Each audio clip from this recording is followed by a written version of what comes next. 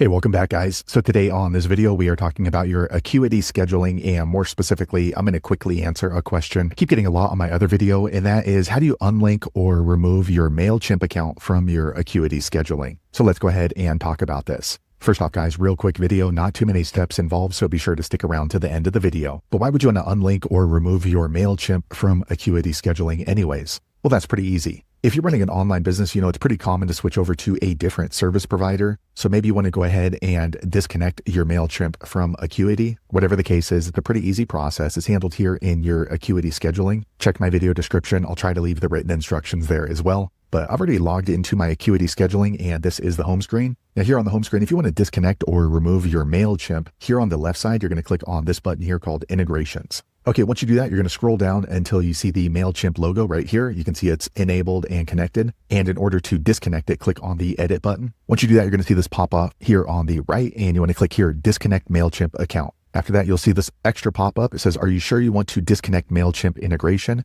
If so, click on this black box right here. Okay, quick second later, the page refreshes. Now you can see successfully disconnected the Mailchimp integration. So there you have it, guys. If you're wondering how to disconnect or remove Mailchimp from your Acuity scheduling, that's the easiest way I know how to do it. If you know an easier way, be sure to leave a comment below. Let the rest of us know how you did it. Hopefully you found that video useful. If so, click thumbs up or maybe consider subscribing to my channel, and hope to see you on the next video. Thanks again for watching.